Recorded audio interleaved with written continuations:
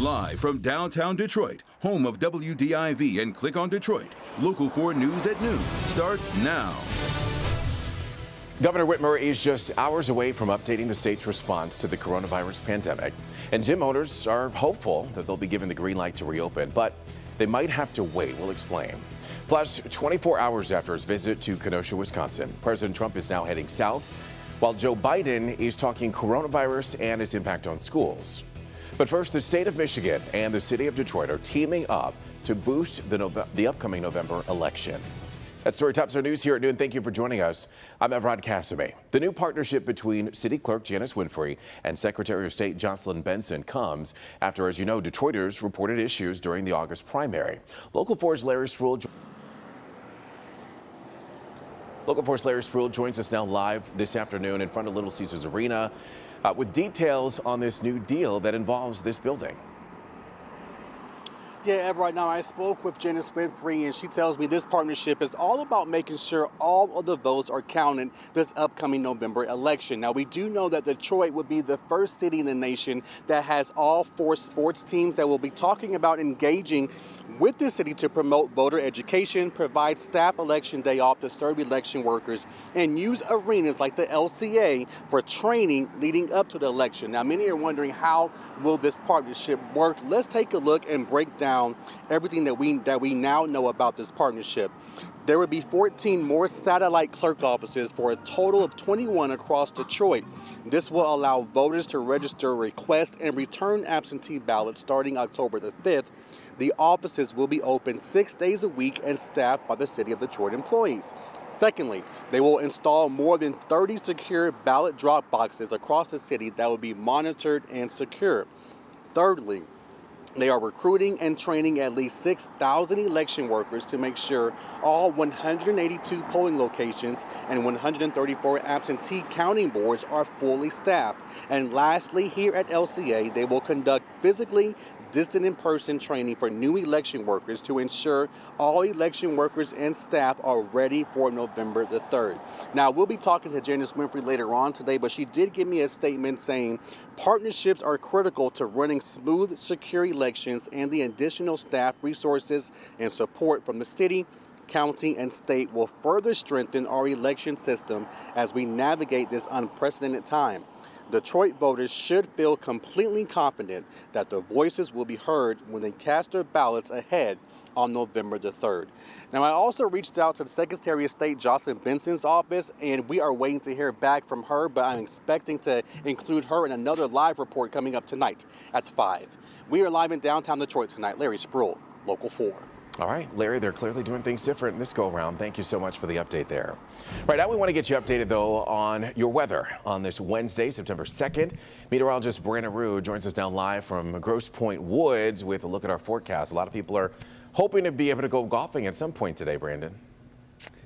Yeah, and you should be able to with sunshine eventually.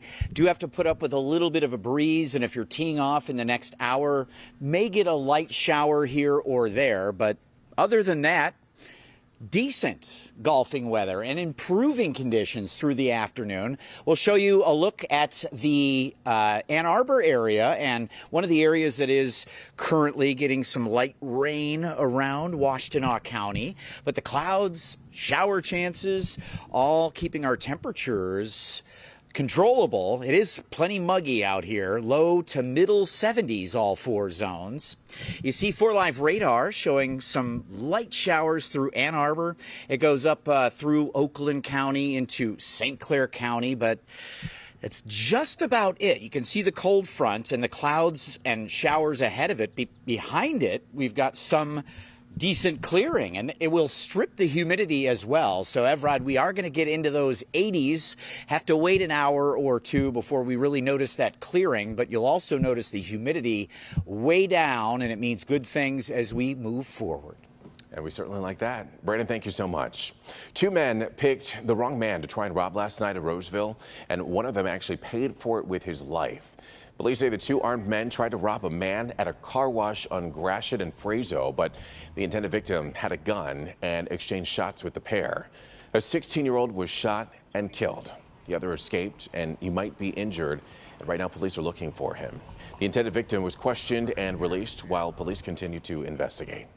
Ford Motor Company will offer early retirement incentives with hopes of cutting its U.S. white-collar workforce by 1,400 positions. A Ford spokesperson says the company expects to meet its goals with these offers, and if it doesn't, then it might consider involuntary separations. The offers will go to U.S. salaried workers who are eligible to retire as of December 31st. And right now, we want to keep you updated on the latest involving the coronavirus here in Michigan. On Tuesday, the state reported 718 new cases and 15 more deaths lost. The death number, I should say, includes 8 that were identified during a vital records review. Meanwhile, Governor Gretchen Whitmer has a lot to talk about today as gyms, movie theaters, and other businesses in the state, their owners might be waiting for the news that she is going to be announcing at a coronavirus briefing this afternoon. There's hope that she'll give the go-ahead for those businesses to reopen, but as our Nick Monticelli reports, they might have to wait even longer. Good afternoon. About 2.5 hours from now, I know a lot of people are waiting with a whole lot of anticipation. Here's the problem. There really has been zero confirmation from the governor's office on exactly what will be talked about. Will she give a timeline on gyms, movie theaters, bowling alleys, ice arenas? Maybe.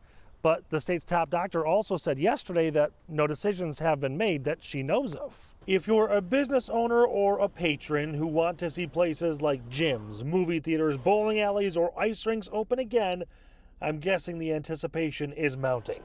Word started spreading early this week. Governor Whitmer might be making an announcement possibly today about when these places can reopen. Most, if not all of them, have their safety protocols in place, like at Planet Fitness. Machines are distanced, it will be contactless, and an app will let you know what capacity the gym is, so there's no waiting in line. So we thought of everything from the minute you walk into our clubs to the moment you leave. The governor has a press conference at 2:30 today, but yesterday would not confirm or deny any announcements.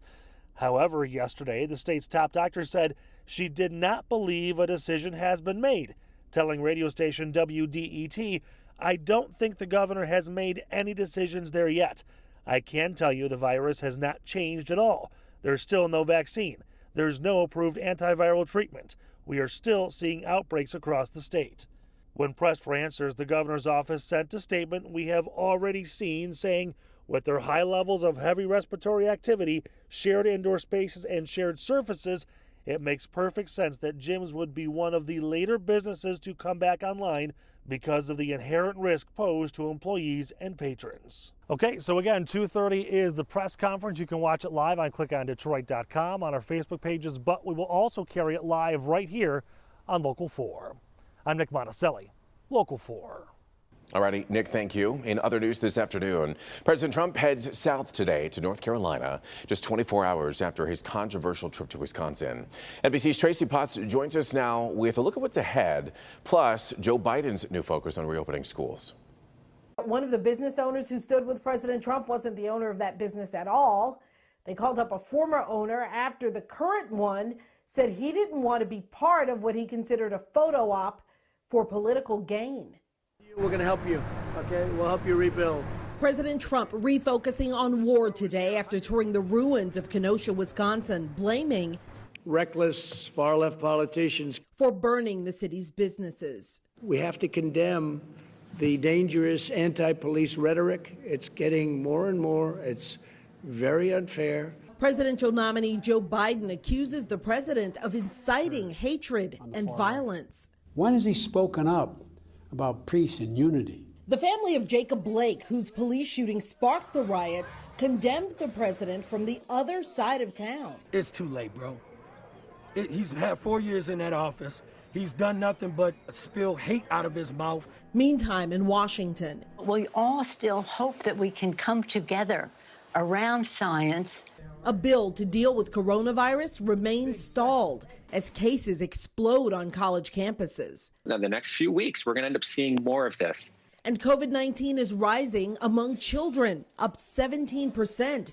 New York City is delaying the first day of school after teachers refused to go back. Every single school will have testing. It will be done every single month. The Biden team will focus on his school reopening plan this week, talking with teachers, experts, and parents worried about what's safe.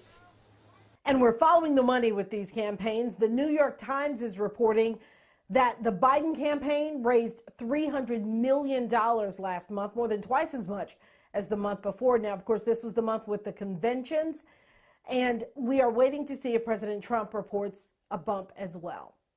That's the latest. I'm Tracy Potts. Back to you. Tracy, thank you. Meanwhile, President Trump's daughter and White House advisor Ivanka Trump visits Metro Detroit with General Motors CEO Mary Barra. And as you can see here, Ivanka toured the GM Tech Center in Warren, where she learned more about GM's Technical Learning University. Ivanka says today's trip comes after previous work with GM to create more manufacturing job opportunities. This is a nice continuation of what we've been doing in this space, focusing on investing in the most important resource of this country, which is our amazing people, whether they be students or workers, as we'll see today. Ivanka says she's been talking with Mary Barra about investing in education for students and workers since the early days of the Trump administration. All right, still to come here on Local 4 News at noon. As the race to develop a coronavirus vaccine continues, health officials are issuing a warning. We'll tell you what they're saying that everyone should do this Labor Day weekend. Keep it here.